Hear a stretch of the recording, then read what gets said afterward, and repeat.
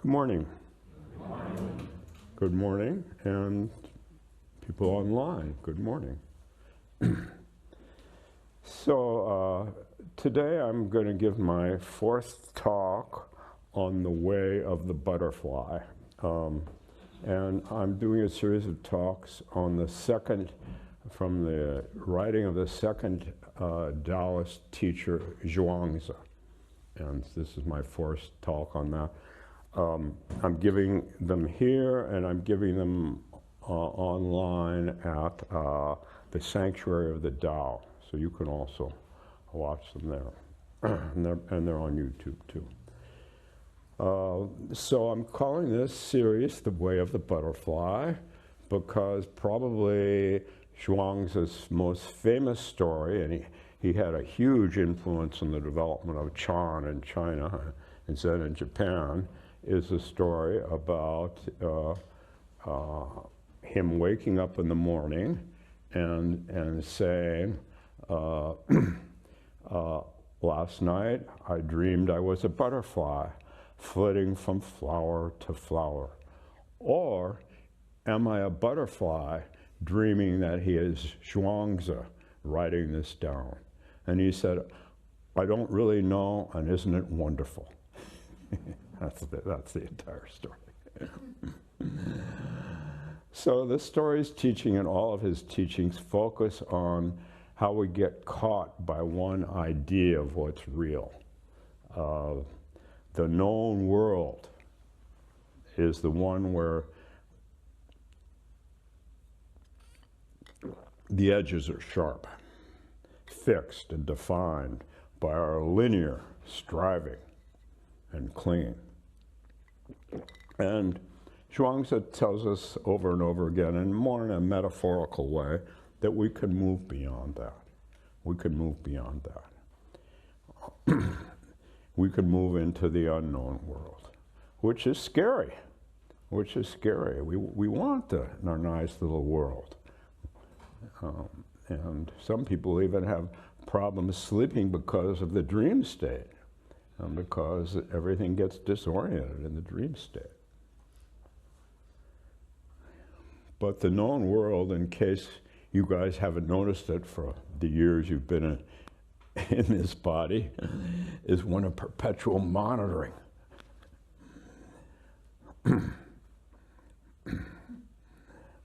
Am I going to give a good talk this morning? How many times have I given this talk? Could I say something fresh? After all these years?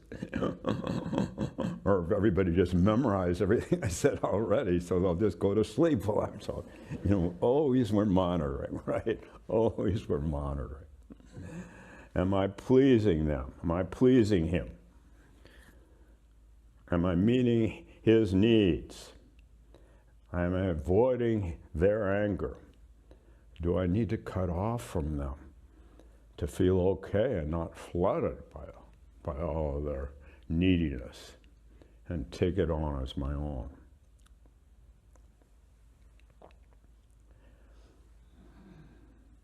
So this constant self-monitoring, the rigid edge, we soften through our meditation practice. We soften through just imbibing what Zhuangzi has to say to us. We begin to dismantle the rigidity of the performance self, or the withdrawing self, which is the mirror image of the performing self. After a while, I'm exhausted. I just gotta go inside because I'm trying to please everybody, and trying to be good. I'm trying to be the best teacher. Is it possible that the way to be the best teacher is just to be? Is that possible? That's what Zhuangzi is inviting us to consider, that possibility.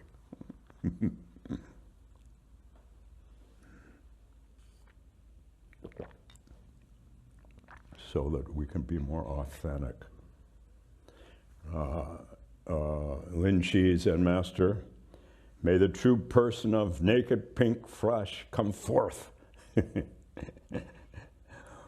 Chinese, may the true person of naked pink flesh come forth. Usually the true person is hidden because we're so scared, or we're trying to please, or trying to be good, or trying to get something. But what about the true person of naked red flesh? Naked pink flesh.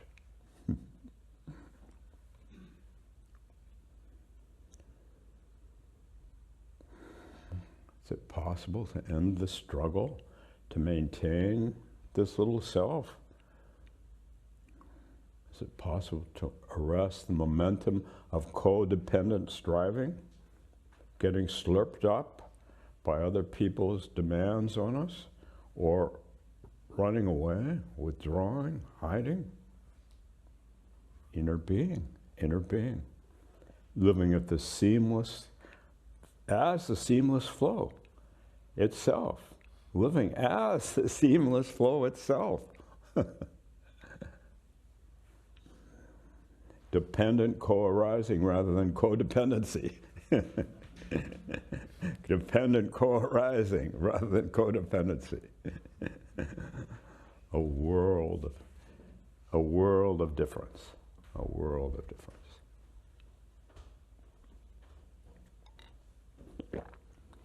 Is it possible to cease the frantic, lifelong effort to enforce my solidity, Tim's solidity, Jane's solidity, to engage in Zhuangzi's favorite activity, Wu Wei, doing, non-doing? Is it possible to do that?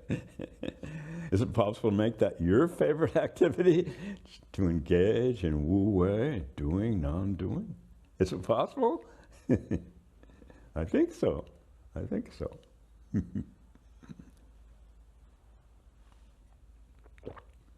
Breaking down the internal walls of the fixed performing self or the cut-off rejecting self. And we do this by steeping ourselves in silence. We're the Zen school, Zen, a translation of a Chinese word translation of jhana, meditation, steeping ourselves in silence. The known world feels solid because we have this illusion of a separate observer peering out, and that's a very well-established illusion, very well-established, very habituated to that performance self. I must constantly adjust my behavior to control your reaction. If you're all going to sleep, I need to figure out how to do something different here instead of just enjoy sleeping with you. Wu Wei, Wu Wei, Wu Wei. Really, I'm not kidding. I am kidding. But I'm also very serious about this. But I'm completely kidding. Do you understand? Do you understand?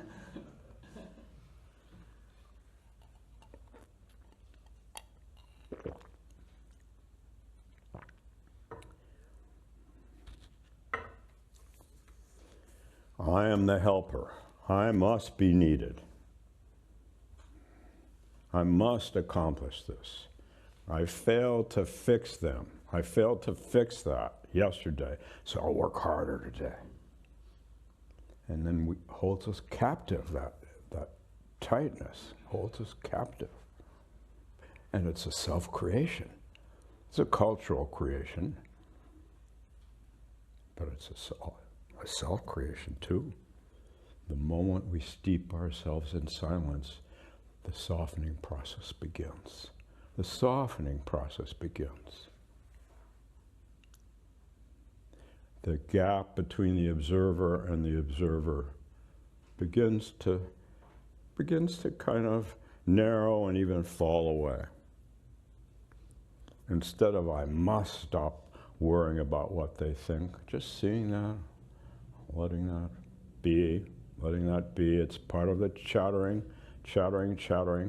barking orders to yourself. How many of you admit to barking orders to yourself? How many of you don't want to admit it? Shape up, you guys. Shape up, old teacher, shape up. Barking orders. when I was young, sitting and cross-legged, my knee would start hurting a little. Shape up, Tim, shape up. These older people are, Katagiri's 30 years older than you. He's sitting perfect lotus, shape up. Right? But through steeping ourselves in silence, we begin to let go of the striving. We begin to stop fighting the thoughts. We begin to tap into a wonderful spaciousness that underlies all our thoughts, that surrounds even our manicky thoughts. They're just running. But between each one, there's a wonderful silence, a wonderful silence.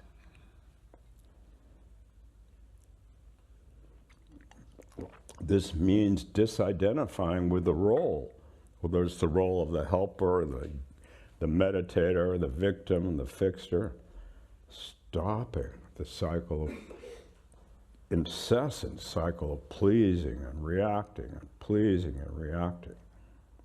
But we're scared. We feel that we'll lose the self entirely and we'll be totally flooded. And our performance ego, as I've suggested, has two modalities. Totally porous, other people's emotions, needs, and judgments seep in and define us, and we get flooded. And then the wall collapses, and deluged by expectations, we cut off, we run.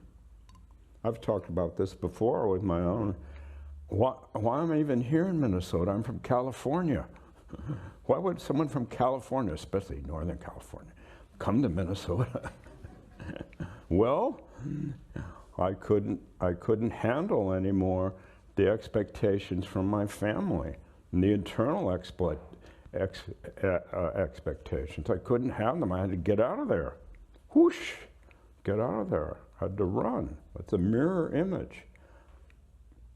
And we notice this. We do this. We may run by just running home, or we may go halfway across the country like I did. It's the same thing. Cut off. I don't want to come to Zen Center today. Someone was rude to me last time. I'm not going that place anymore. Whatever. So we notice that. We notice that. We notice that in a non-judgmental, kind way. And it begins to soften. It begins to soften. We notice that we can be kind to it because it's a human situation. It's the human situation. It's not just you.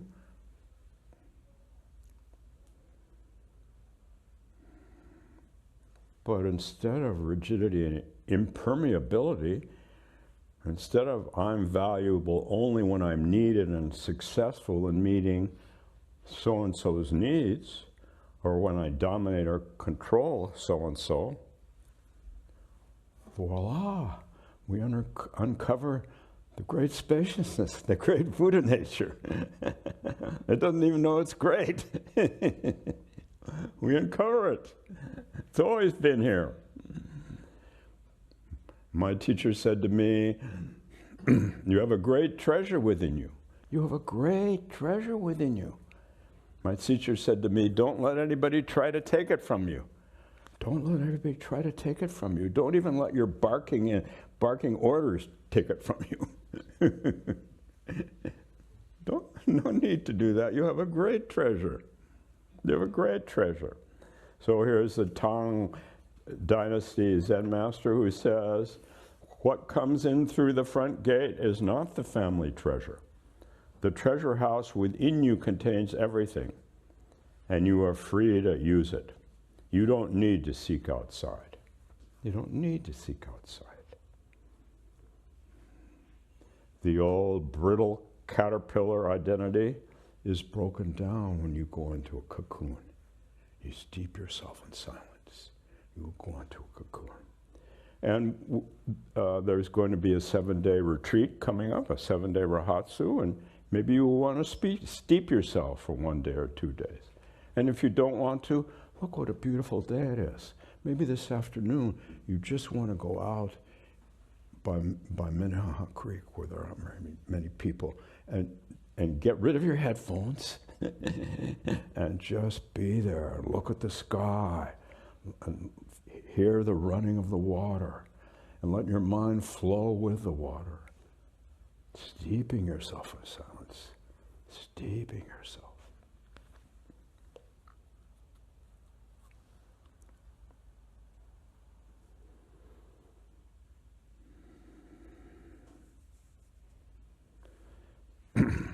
So the so-called butterfly self, I'm making that up, operates from fullness, not lack. Your great treasure is always emanating from you. You're full. You're full.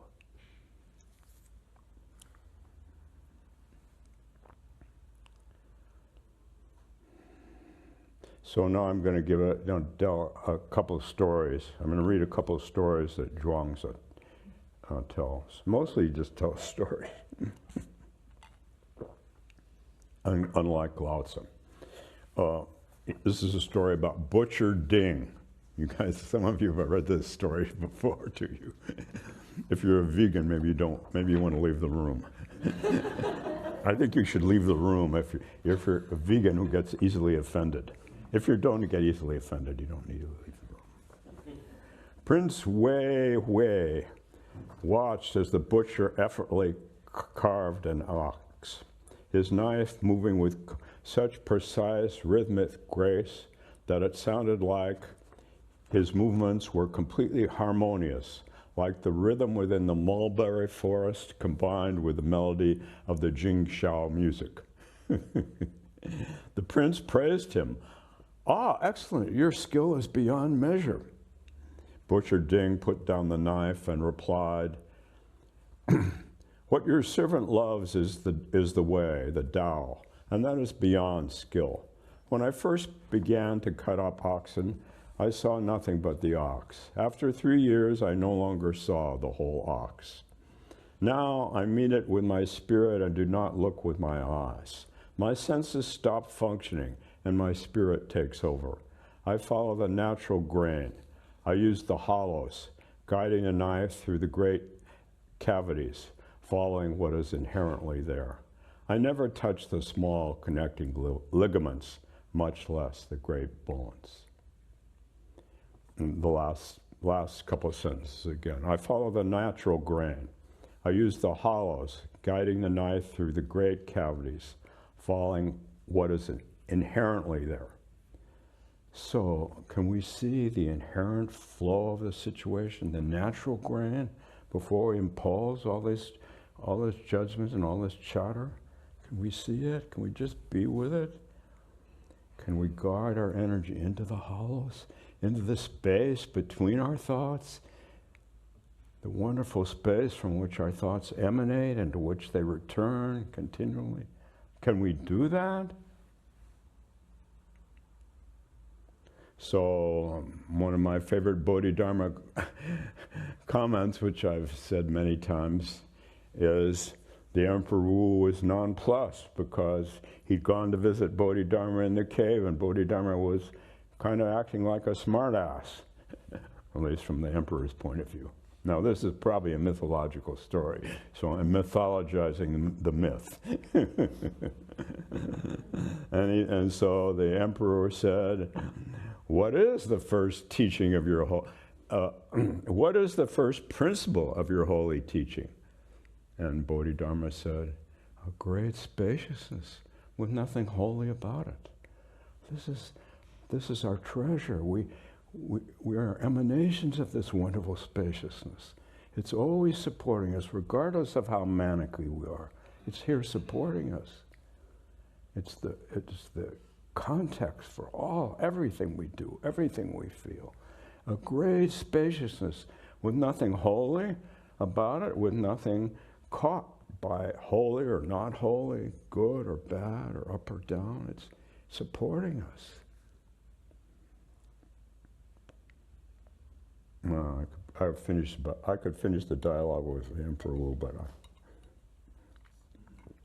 I'm attached to finishing this talk instead. So one more Zhuangzi story. Wei Tzu told Zhuangzi, "The king of Wei gave me a great gourd seed, and I planted it, and it grew so large that it held 5 bushels. If I filled it with water, it was too heavy to lift. If I split it to make ladles, they were too shallow and clumsy to use. It was useless, so I smashed it." Zhuangzi replied, "Indeed, you are certainly clumsy at using what is large. Why didn't you think of making it into a large boat to float on the rivers and lakes? Instead of worrying that it was too large to lift or scoop, you simply saw it as useless because it didn't fit your conventional tools. You are still confined to using your mind for small, conventional concerns." So what about living beyond the limitations of the conventional and habitual way of being? Is it possible? Is it possible? Yes, just by steeping ourselves in silence. Just by steeping ourselves in silence. So when I was a younger man, much younger man, much younger man,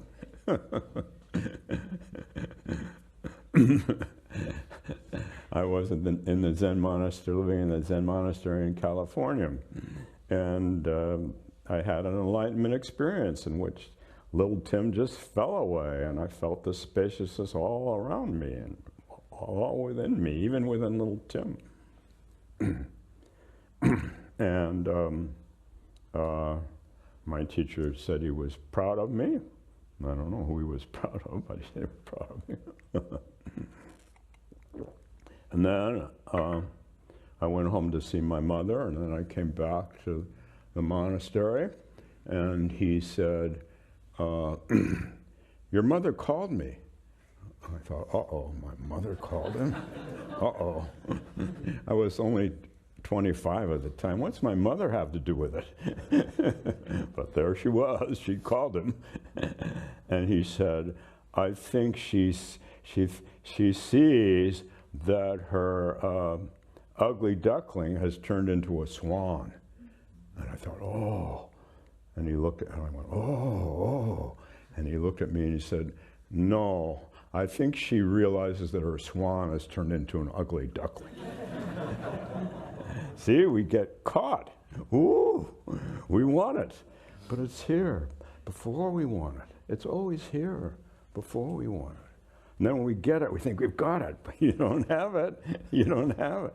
It's here supporting you, whether you've got it or not. Great spaciousness with nothing holy about it. It's here supporting you.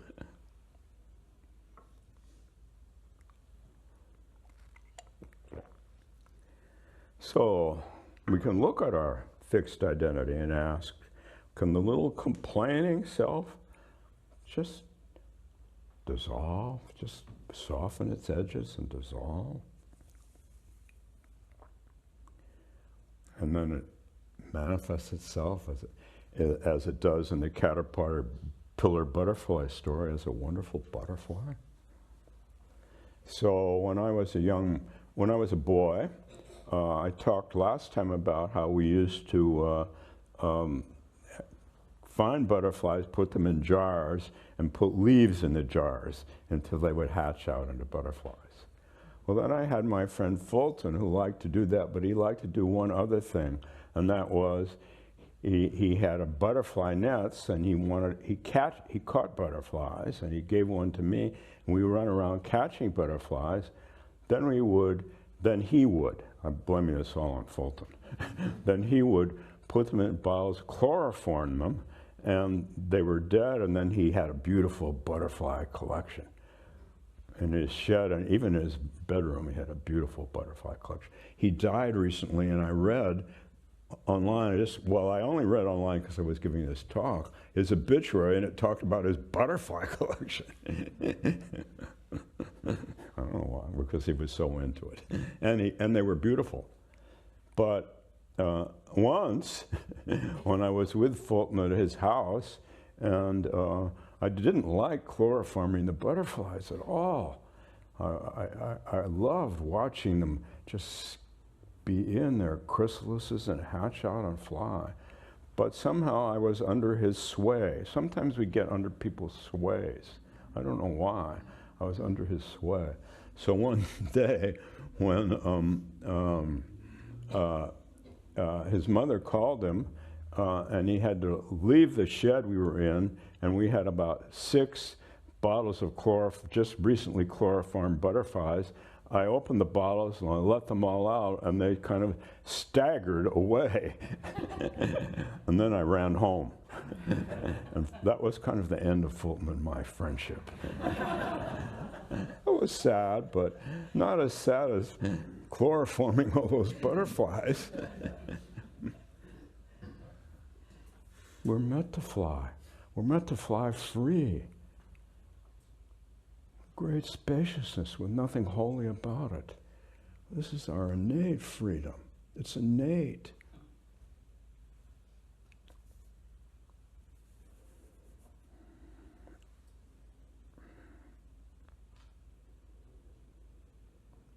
So when the walls of the self soften, the walls of time immediately follow. Life is always defined by our linear narrative, our obligations, our accomplishments, our responsibilities. I got up early in the past, so I must continue in the future. I got up early to come to this Zen Center since 1974. Oh no, we didn't buy the place until 1975. 1975. And I did it year after year after year. And then I got to be old, and I thought, I have to do that. This is who I am. But then I was caught by little Tim who does this, does it. But the body keeps score. The body was saying, no, no, no, no. Finally, little Tim had to listen. Now little Tim snoozes while everybody is here in the early morning. It's wonderful that you're here. But my snoozing is not any different from your being here in the early morning. Not any different. Because I've learned how to sleep like a baby. Can you sit like a baby? You can. If I can sleep like a baby, you can sit like a baby.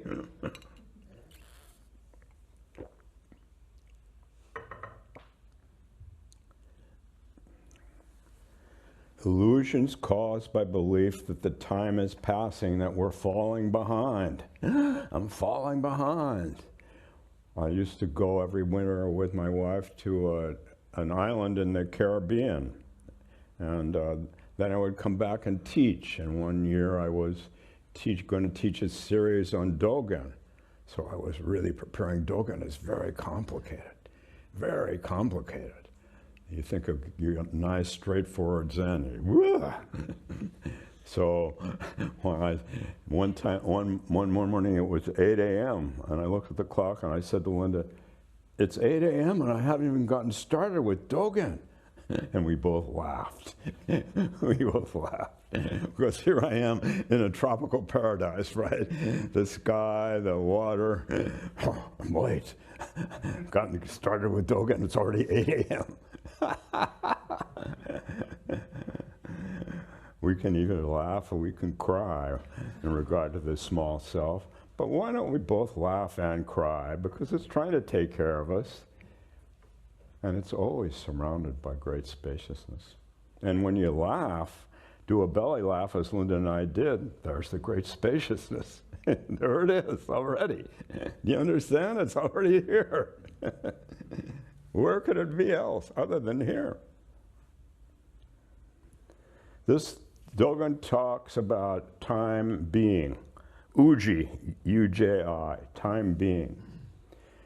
In the continuous being time as one process, not in order to.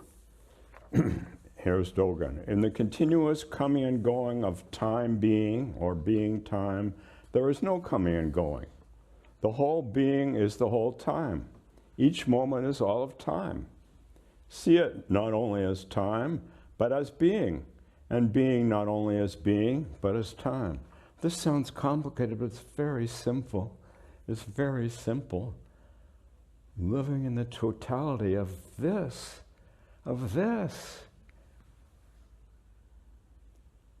free from worrying about our past obligations or our future,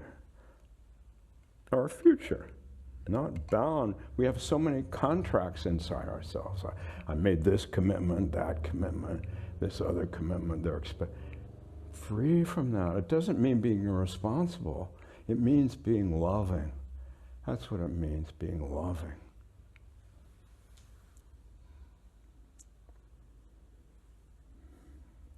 The soaring butterfly, free of the past script. Uji, Dogen's word for being time, free of the past script. Only obligation we have is to give ourselves to this moment. That's the only obligation we have. And it's not even an obligation. The whole of time. So the fixed self-view in something like the metaphor of Indra's net, which is one of my favorite metaphors, which I talked about last time, and I've talked about probably 36 times. The great god Indra casts the net, and the net is the world and all beings in the world. And within each juncture of the net, there is a jewel. And so we are all the jewels in this net, as the leaves out there and the trees are, as everything is. But the fixed self-view says that the separate jewels are worried about being chipped. But they don't realize, this is my own take on this, by the way, they don't realize that within the chippedness, within the crackedness, that's where the transparency is. That's where the spaciousness is. That's where the love is.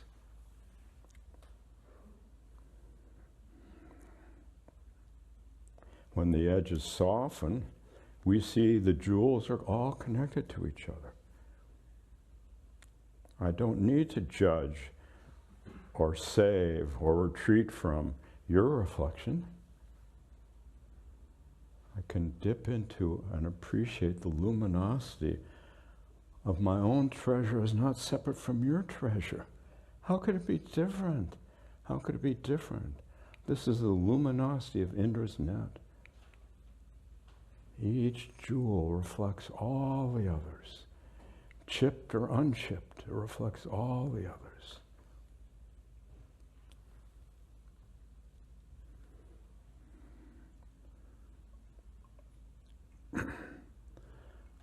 I see the suffering in your reflection, and I allow you to hold your own reflection. I won't step in to alter your experience, but will maintain the integrity of my own being. The integrity of my own being. So the caterpillar, I love caterpillars, so don't believe this entirely. The caterpillar, this is anyway a metaphor, so is defined by history and obligation. History and obligation. But through steeping itself in silence, it merges as the butterfly, Wu Wei. Total dynamic living is what Suzuki Roshi used to call it. Total dynamic living. Total dynamic living. So you're not a jewel struggling within the net. With your crackness, with your chipness, with your suffering, you're reflecting the entire net, just as you are. Just as you are. You've already reflected.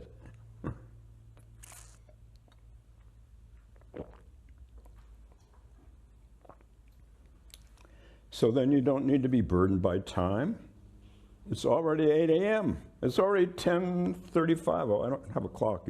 Oh, it's already 10:35. I better wrap up my talk. Oh, it's already 10:35. All time is included. All time is included. Don't worry. Don't worry. Time is passing. But yesterday, today, and tomorrow are interchanging with each other. Always interchanging. Always interchanging. Just your mind that walls them off. They're interchanging, they're permeable, they're alive, they're totally dynamic. Get it? If you say yes, I don't believe you. If you say no, I don't believe you. The space between yes and no, the space supporting yes and no.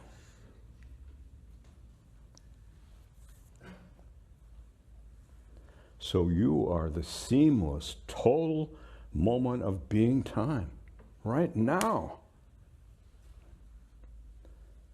So, how do we do this? Oh, I already told us. I already said how to do it, but I'll give you some tips anyway. But don't believe them.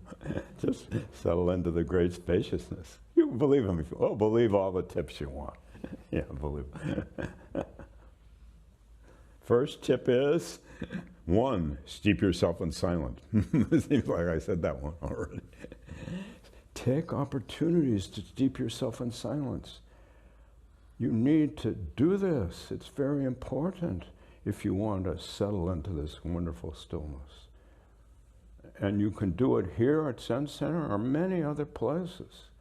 You can go up to St. John's Abbey for 2 days and steep yourself in silence if you prefer that.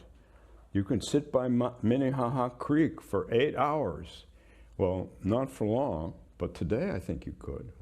I don't know, maybe not today. Maybe next spring.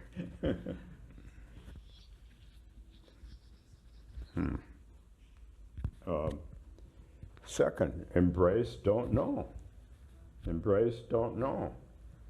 When a question arises, resist the urge to immediately search for an answer in your mind. Trust that steeping yourself in silence is the only and most complete answer. Complete answer. Third, accept imperfection. Your mind's messy. It's sleepy. It wanders. It bosses you around. Bosses everybody around. Just let it be. Just accept imperfections. Just let it be. And fourth, this is from Suzuki Roshi, the founding teacher here, just do stupid zazen. He would say to me whenever I start complaining or saying I wasn't making as much progress as I want, just do stupid zazen. Accept the current quality of your meditation, whether restless or calm, as perfect for this moment. For this moment, how could it be different? So that's what I want to say this morning. And I think I want to entertain questions or comments from people online first, although today I don't have a computer in front of me, so I'm assuming there are people online, but I don't even know it. But let's just see if there are anybody online wants to have their voice come in and with some profound bit of profundity or deep question. Now they won't do it for sure. Anybody online like to say anything?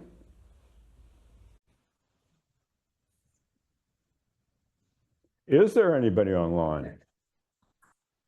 Just say if you're online.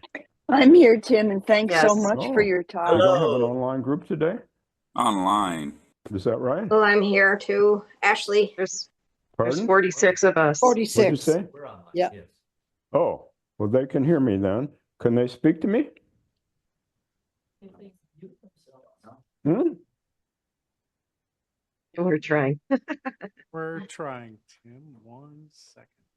Ruzan says he's trying. Oh, I see. Ruzan running. Oh, okay. Well, while he's trying to see if anybody online can speak to me, why don't any of you say anything you'd like? Cato. It's a question I've been meaning to ask you for a while. Mm-hmm. You told this story about not stealing your treasure. Yeah. How does somebody steal your treasure? Well, of course, they literally can't steal it. Right, but That was a flaw in my teacher's thinking. what is that? Well, that meant that I was you know, often we get seduced by other people, by other people's desires, and in this case, someone was telling me I could be really get deeper and be more expansive if I came and spent time with them. And I had already discovered this treasure, but I was actually thinking about leaving Suzuki and going to that person. So we always get tantalized by what people offer us, or what people lay out for us, or what people say we can get, and then our treasure is stolen, but it's not really stolen. Does that make sense? What is that treasure? That treasure is the great spaciousness with nothing holy about it. That's right here, and right here, and right here. It's a treasure because it's glowing, it's brilliant, it's invaluable. It's invaluable. And we can settle into it by steeping ourselves in silence.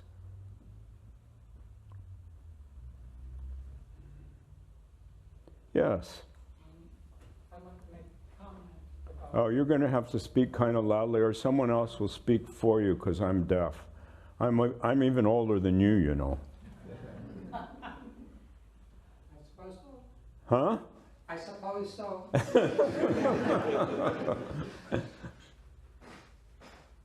When I was in 6th grade in a gifted class, the principal would come at the end of each day and say, when you're good, make it better. When you're better, make it best.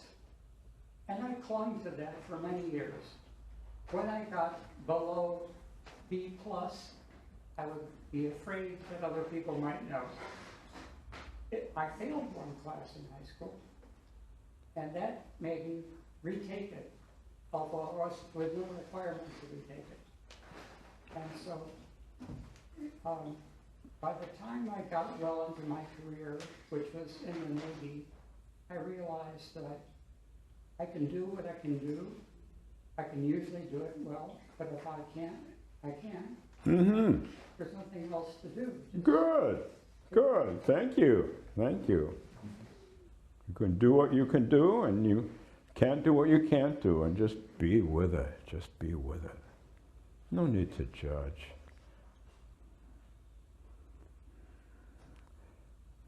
Let yourself become your best friend. Can you let yourself, your little self, your little needy self become your best friend? If you let your little needy self become your best friend, then all beings are your best friends. Caterpillars, butterflies, even Fulton, who died before me, by the way. Serves him right for farming all those butterflies. I looked him up online yesterday. He was a physician. There's quite a bit about him online. He died before me.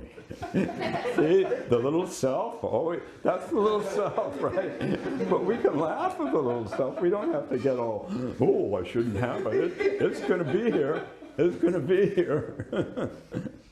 Well, sometimes we cry about the little self.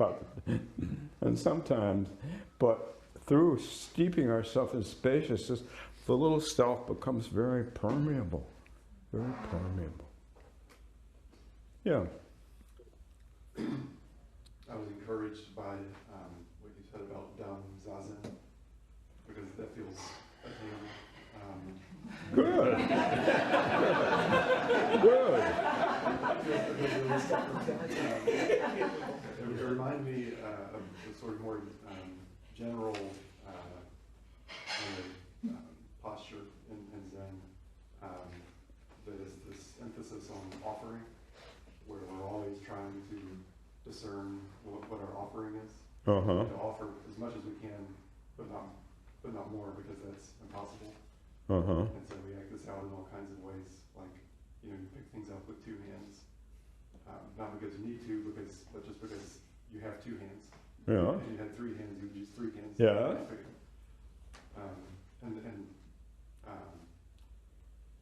Zazen also, it seems, is in the sense of an offering. So there's days when I have something to offer that feels pretty Yes. good, and there's days when it's like, well, this is a pretty Yes. crappy offering, but you can have it. That's right. That's right. You know, in Buddhism, faith is not very important to us, but trust in the process of steeping yourself in silence. Without that, I think it's going to be very difficult for you to settle into this great spaciousness. But sometimes when you steep yourself in silence, you're just going to be manicky. I've worked a lot with people with bipolar disorder who say, oh, this is impossible. But no difference. It's just your label. Just no difference. However fast your mind is going, you're surrounded and embedded in a wonderful stillness, in a gentle, loving stillness. Because what's not to love? What's not to love?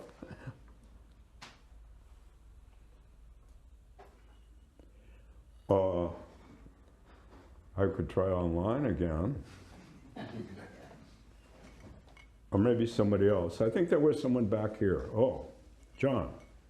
I often think of the unkind things we say to ourselves that we would never say to another person. That's right. Yeah. That's right. Especially in Minnesota.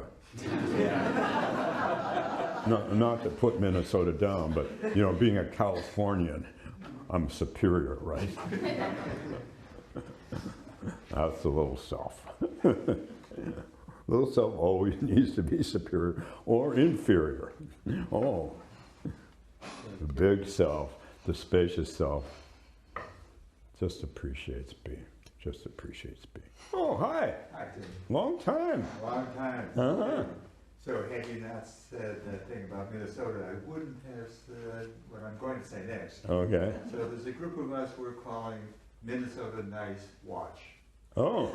And there's an extra N in there, Uh-huh. but we're still calling us the Nice Watch. Okay. And so there's a school northeast, South Anoka County, northeast Minneapolis, Minnesota, which has a very high proportion of immigrant families. Oh. I think 60% of the kids there Uh-huh. are from Hispanic families. Uh-huh. 20% or so are from Oh. African or Sure. African American Uh-huh. families.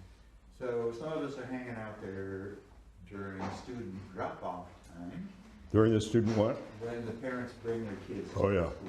Yeah. It's a pre-K through 5th grade. Oh, yeah. There's also the academy, which is Mhm. higher. And you get to say, I get to stand out there and say, good morning, good morning, good Uh-huh. morning to all the kids Uh-huh. coming in. Uh-huh. And it's such a joyful experience Oh. that I find myself on the threshold of great grief. Uh-huh. So if this is of interest to you, Mm-hmm. get in touch with me and Mhm. we can connect and Mhm. join in this practice. Thank you. That sounds wonderful. And you know, as bodhisattvas, the more we settle into this great spaciousness, the more our heart goes out to people who are suffering. It just does it naturally, and we want to be there for them in any way we can. In my old age, I'm much more limited, but I'm not as limited as I think. That's just my idea. Thank you. A little more time. Shall we try to see if Ruzan, is anybody online there? Yep, I think we've got it figured out if anybody Can't online hear a wants to thing. chime in. Can Oh. you turn it up, Razan? Oh. Anybody online like to say anything or ask a question? Good morning, Tim. Good morning, who's that? It's Judy. Oh, hi, Judy. Hi. This is a wonderful talk. Oh, boy, talk about great spaciousness. Yeah. And we were reading books online and playing Spider Solitaire before lecture, but then we put the phones down and sat zazen for a while. Uh-huh. And made me feel closer to everybody. Pardon? It made me feel closer to everybody. Oh, good. Yeah. Good. anything we can do to feel closer to each other. Always this thinking creates a wall between ourselves and each other and the other person. But we just notice the spaciousness that envelops our relationship. The thinking doesn't have to be a wall. It can be a connecting point. Yes. Could you elaborate more on the great spaciousness within? Is it similar to Buddha nature or? Yes. Identical. Okay. Identical. So supposedly when Buddha attained enlightenment, he said, this is apocryphal, he looked at the morning star and he said, only I alone had sacred.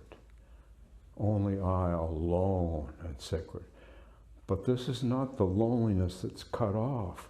This is the aloneness with the spaciousness of all life. Only I alone and sacred. The big I that doesn't think it's an I, but it experiences the sacredness of everything and of everyone.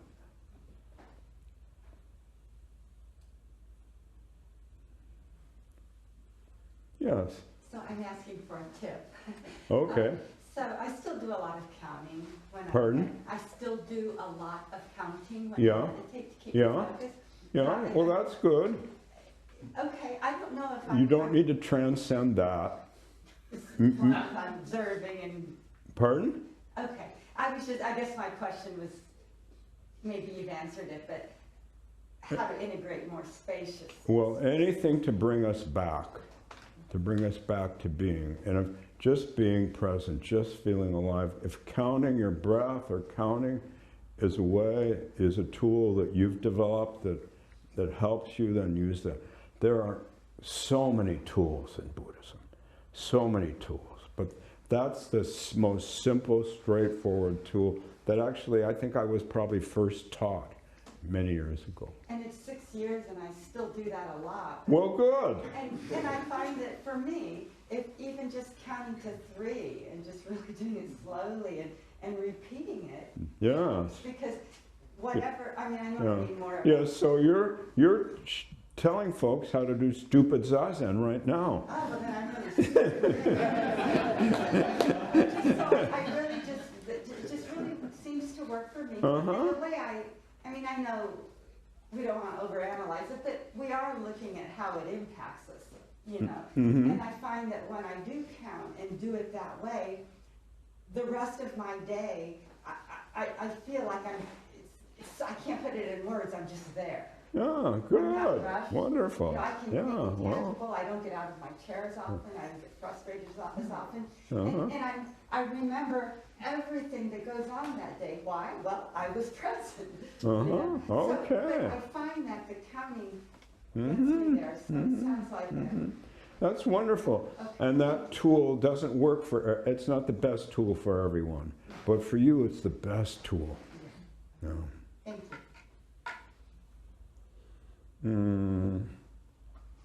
Oh, looks like, thank you very much. This has been fun. Let's do it again sometime. Who knows? I may be around here for a while, although I may not be. Who knows? Anyway, thank you. It's been wonderful. And Judy, it's wonderful to hear your voice coming out of the whatever it is, the atmosphere. Aaron. All right, as I read